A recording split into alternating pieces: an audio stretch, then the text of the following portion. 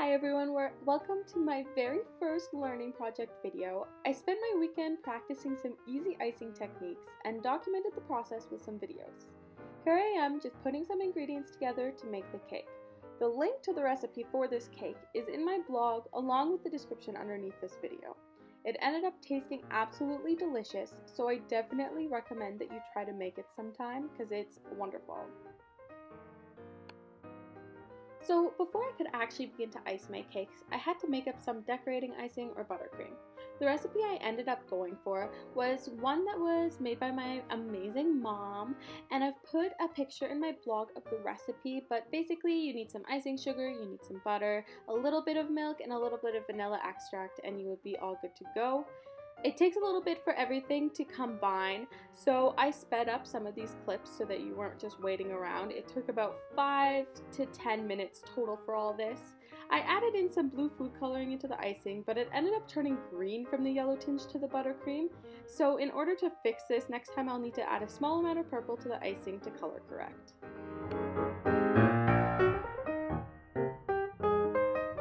For learning some beginner piping techniques, I used Cakes by MK's YouTube video. This first technique was actually pretty easy, but there were definitely some size differences as I went around the cake. I'm thinking this has to do with pressure differences and how quickly I spun the turntable. I'm sorry, my hand was covering in this section, but my lovely partner raises it up so that you can actually see what I'm doing. As you can see, I'm just turning the turntable very slowly as I'm making a circular motion with my wrist as I'm pushing out some icing. It ended up looking pretty good, but I think that with lots more practice, it could definitely be way better.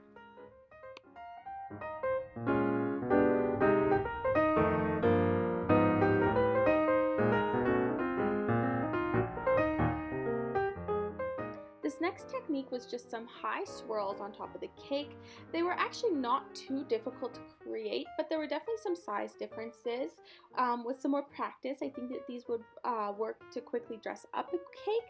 Basically, all you just have to do is starting at the bottom, you want to push out some icing, and then as you go up, just keep pushing and pull up quickly so that it makes that nice point at the top.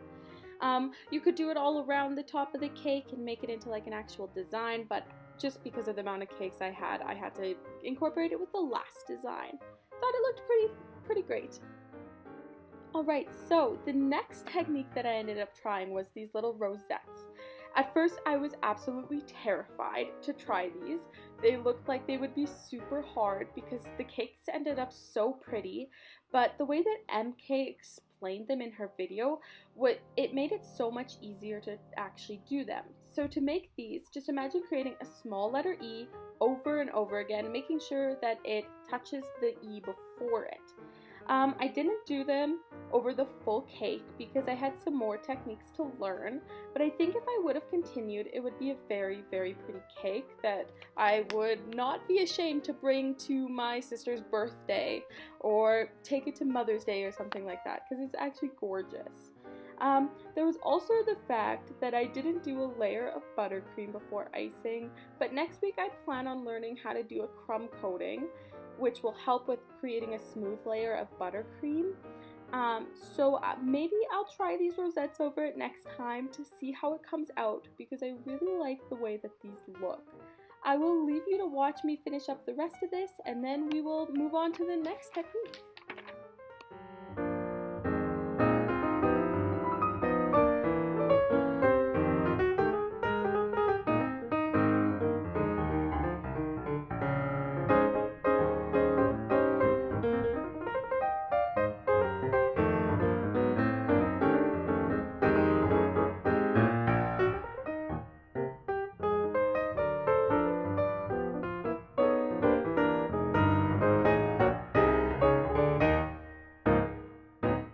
Oh my goodness. Okay, so this icing I found incredibly difficult to keep even or to simply make it look nice.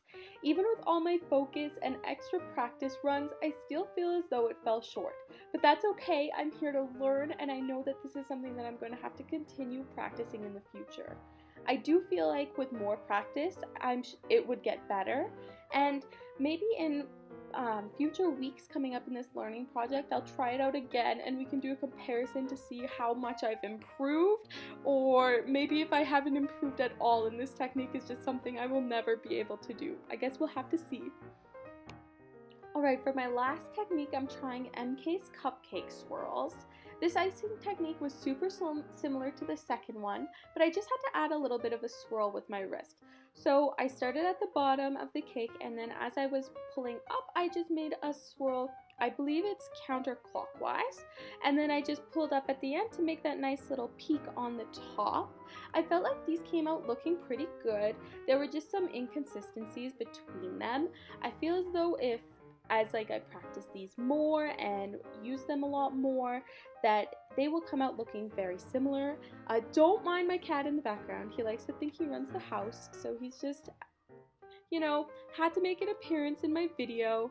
That's totally fine. You can see that last one completely failed. It was not a very good one, but hey, I'm here to learn, and I think that it wasn't the worst. Thanks so much for watching my first step in my cake decorating journey, and hopefully as the weeks progress, I only get better.